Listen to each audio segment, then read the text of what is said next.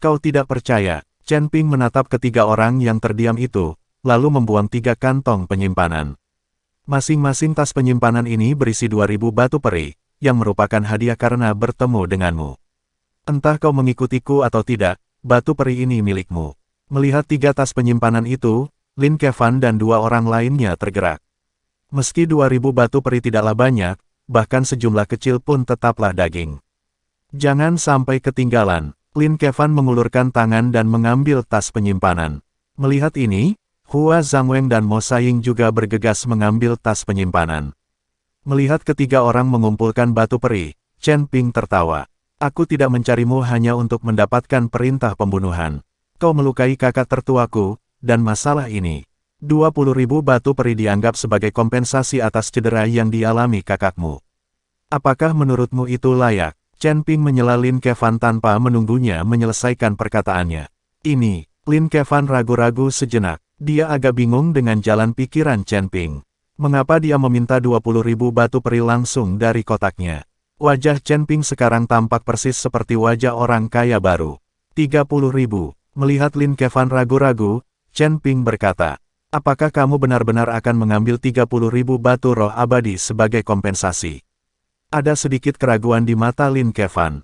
Tentu saja, 30.000 batu roh abadi digunakan untuk menyelesaikan perseteruan antara saudaramu dan aku, ditambah permintaan maafku yang tulus. Bibir Chen Ping melengkung membentuk senyum jenaka, matanya bersinar dengan cahaya yang tak terbantahkan. Di dunia ini, ada beberapa hal yang tidak bisa dibeli dengan uang, seperti sahabat sejati dan kepercayaan. Tetapi pikirkanlah sebaliknya, jika seseorang dapat menahan godaan uang, maka bagi saya, berapa nilainya yang lebih besar daripada miliaran dolar?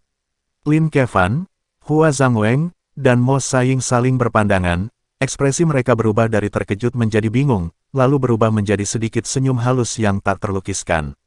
Mereka tampak bingung dengan kata-kata Chen Ping, tetapi entah mengapa mereka juga merasa bahwa ada beberapa filosofi tersembunyi dalam ucapannya, yang membuat orang ingin menyelidiki makna terdalamnya. Jika kau meragukanku, kau dapat mencari seorang kultivator dari sekitar dinasti Xiao untuk bertanya apakah ada 2 kultivator yang mengikutiku. Aku akan memberi mereka hadiah 10.000 batu roh abadi.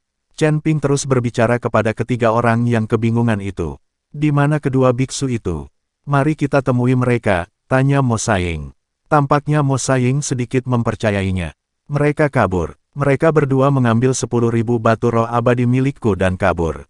Tapi itu tidak masalah. Meninggalkanku adalah kerugian mereka, bukan kerugianku. Lihat, aku bisa memberikan 10.000 batu peri kepada mereka yang mengkhianatiku. Jika mereka setia padaku, aku bisa memberi mereka 100.000 atau bahkan 1 juta batu peri. Dengan mengikutiku, kalian tidak hanya akan mendapatkan sumber daya seperti batu peri, tetapi juga kesempatan tak terbatas dan janji untuk berjuang berdampingan denganku dan berbagi kejayaan. Suara Chen Ping berangsur-angsur menjadi lebih bersemangat, seperti seorang dosen yang sedang menyampaikan rahasia kesuksesan kepada para mahasiswa. Kalian bertiga, kenyataan bahwa kalian dapat berdiri di sini hari ini adalah takdir bagiku, Chen Ping. Aku mengagumi kekuatan kalian dan lebih menghargai potensi kalian. Juta, ketiga orang itu seolah-olah tidak mendengar apapun dan hanya mendengar kata, juta. 1.000.000 batu peri, saya bisa membeli seluruh dunia surga. Hua Zhangweng mengusap pelipisnya, seolah berusaha menenangkan dirinya. Chen, rekan Taois Chen, apakah kamu hanya bercerita? Atau apakah kamu benar-benar berencana melakukan ini? Mulut Mo Saiying berkedut, dan dia mencoba untuk tetap tenang, tetapi hatinya meraung, apakah orang ini serius? Apakah dia memperlakukan batu peri seperti kacang? Mata Lin Kevan berkedip-kedip, seolah sedang menimbang sesuatu. Dia tiba-tiba menyadari bahwa Chen Ping di depannya mungkin benar-benar memiliki temperamen dan kemampuan yang luar biasa. Bahkan di dunia di mana yang kuat dihormati, jarang sekali bisa memenangkan hati orang dengan cara seperti ini. Terutama saat Chen Ping berbicara, wajahnya dipenuhi kegembiraan, sama sekali tidak terdengar seperti dia sedang berbohong. Baiklah, aku menerima ketulusanmu.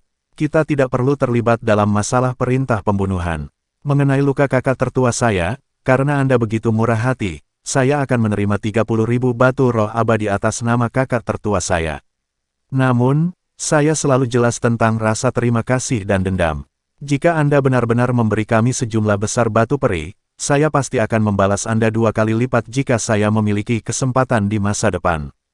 Lin Kevan menarik napas dalam-dalam dan memutuskan untuk tidak mengungkapkan identitasnya sebagai pangeran keempat kota Sun Moon untuk saat ini. Dia ingin mendapatkan batu peri terlebih dahulu. Sekarang setelah kita memiliki batu peri, tidak akan terlambat untuk membawa Chen Ping ke kota Sun Moon. Sumber daya di kota Sun Moon juga sedang menipis, jadi senang sekali bisa mendapatkan begitu banyak batu peri sekaligus. Terlebih lagi, Chen Ping adalah saudara iparnya, dan semua batu peri itu miliknya, jadi ini tidak boleh dianggap penipuan. Haha, tidak perlu membayarnya kembali. Ketika aku, Chen Ping, berteman, aku tidak pernah peduli apa yang bisa diberikan orang lain kepadaku. Aku hanya peduli apakah orang itu layak untuk diajak berteman. Chen Ping tertawa dan menepuk bahu Lin Kevan. Senyumnya tulus dan bangga. Ingatlah, di dunia ini, kekuatan dan kebijaksanaan sama pentingnya, tetapi yang lebih penting adalah di pihak mana Anda berdiri dan dengan siapa Anda memilih untuk berjalan. Melihat hal ini, Hua Zhangweng dan Mo Saying juga menyatakan kesediaan mereka untuk mengikuti Chen Ping. Karena Lin Kevan tidak mengatakan apa-apa, mereka tidak akan keberatan. Meski masih ada keraguan dalam hati, berhadapan dengan pribadi yang begitu murah hati dan tampaknya sulit diduga, siapakah yang rela dengan mudah melewatkan kesempatan yang mungkin dapat mengubah takdirnya. Mungkin Chen Ping ini benar-benar memiliki tambang batu peri, dan kemudian mereka dapat menggunakan batu peri tersebut sebagai batu limbah. Saat keempat orang mencapai konsensus, atmosfer udara menjadi rileks. Ekspresi wajah Lin Kevan dan 2 orang lainnya berubah dari keterkejutan dan kebingungan menjadi rasa ingin tahu dan antisipasi. Mereka mulai percaya bahwa mungkin pilihan ini benar-benar dapat membuka pintu menuju peluang yang tidak diketahui bagi mereka. Penghasut semua ini, Chen Ping, tampak tenang dan kalem, seakan-akan segalanya berada di bawah kendalinya. Ia tahu betul bahwa kepura-puraan sejati tidak terletak pada lebayan yang dangkal, tetapi pada aura yang meyakinkan dan pesona yang membuat lawan mau mengikutinya. Karena kamu telah memilih untuk mengikutiku, maka berhentilah berdiri di luar dan ikutlah denganku ke kota kekaisaran untuk minum teh dan mengobrol. Karena Lin Kevan memilih untuk tidak mengungkapkan identitasnya, Chen Ping berpura-pura bingung. Saudara Chen, tidak perlu terburu-buru untuk minum teh dan mengobrol, tapi bagaimana dengan 30.000 batu roh abadi yang kamu sebutkan? Lin Kevan ingin mendapatkan 30.000 batu peri terlebih dahulu.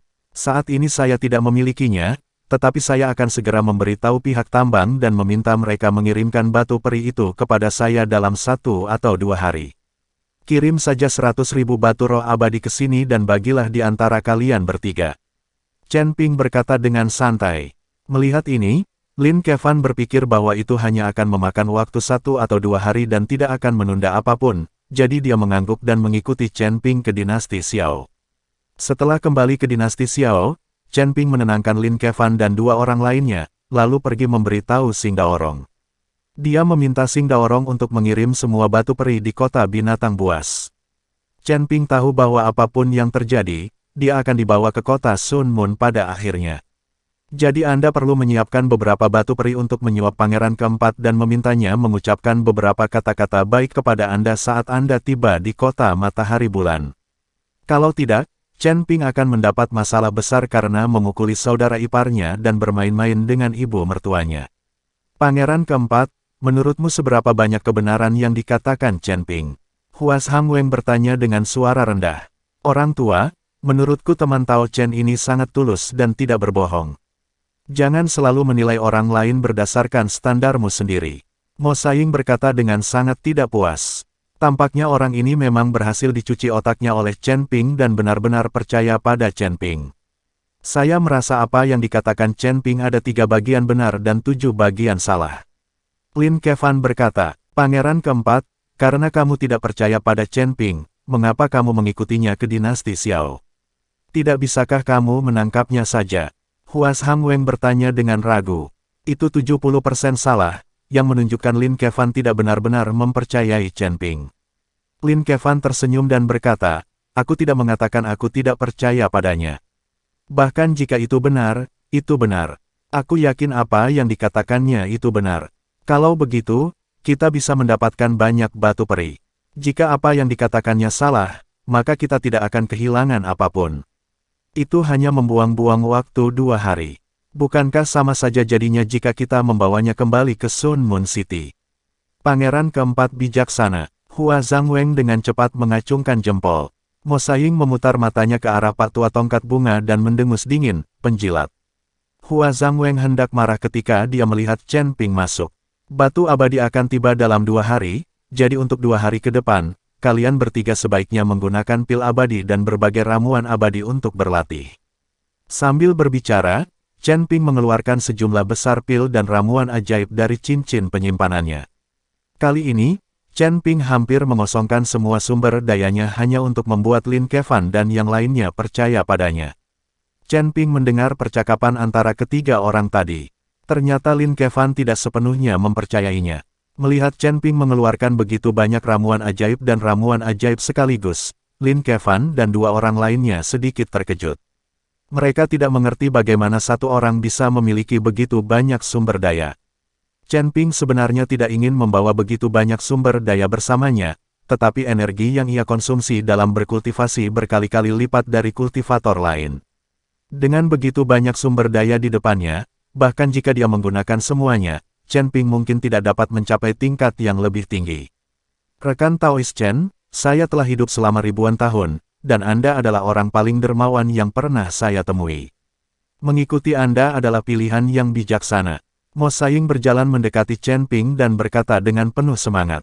Orang ini sekarang telah sepenuhnya jatuh ke masa depan yang digariskan oleh Chen Ping. Dia mengatakan hal-hal seperti itu di depan Lin Kevan tanpa mempertimbangkan apa yang dipikirkan Lin Kevan. Bagaimanapun, Mo Saiying masih pengikut Lin Kevan dan terus mengikuti Lin Kevan. Mendengarkan kata-kata Mo Saiying, Lin Kevan hanya menatapnya dengan dingin dan tidak mengatakan apa-apa. Lagi pula, di depan Chen Ping, Lin Kevan tidak mungkin membiarkan Chen Ping melihat sesuatu yang mencurigakan. Jangan khawatir, selama kamu mengikutiku, kamu akan memiliki semua yang kumiliki. Bahkan jika ada sesuatu yang tidak kumiliki, aku akan menemukan cara untuk mendapatkannya dan membaginya denganmu. Chen Ping menepuk dadanya dan berkata. Begitu Chen Ping selesai bicara, tiba-tiba terdengar suara dentang, dan sepertinya ada sesuatu yang jatuh ke tanah. Maaf, aku baru saja menamparkan tubuhku dan busurku terjatuh. Setelah Chen Ping selesai berbicara, dia membungkuk untuk mengambilnya. Saudara Chen, tunggu sebentar. Melihat busur Raja Dewa jatuh dari Chen Ping, reaksi Lin Kevan tiba-tiba berubah dan dia menghentikan Chen Ping. Hua Zhangweng dan Mo Saiying juga menemukan busur Raja Dewa, dan keduanya terkejut. Ada apa? Tanya Chen Ping berpura-pura bingung. Saudara Chen, apakah busurmu ini adalah busur Raja Ilahi? Lin Kevan dengan hati-hati mengambil busur Raja Dewa. Ya, itu adalah busur Raja Dewa. Aku tidak menyangka kamu begitu berpengetahuan, kata Chen Ping sambil tersenyum bercanda. Lin Kevan memegang busur Raja Dewa, pupil matanya terus mengecil, dan keserakahan di matanya tidak disembunyikan sama sekali. Hua Zhangweng dan Mo Saiying juga maju dan dengan hati-hati membelai busur Raja Dewa dengan tangan mereka. Busur yang hebat, benar-benar busur yang hebat. Aku tidak pernah menyangka bisa melihat busur Raja Dewa yang legendaris. Lin Kevan menjilat bibirnya dan tubuhnya sedikit gemetar. Itu hanya busur dan anak panah. Kenapa kau ingin membuat ekspresi seperti itu? Jika kau menyukainya, aku akan memberikannya padamu. Chen Ping memandang Lin Kevan, melambaikan tangannya dan berkata dengan murah hati.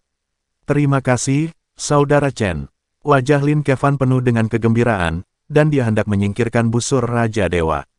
Chen Ping, haha, kau pamer, dan kau memberikan busur Raja Dewa. Raja Iblis Ciyun menertawakan Chen Ping.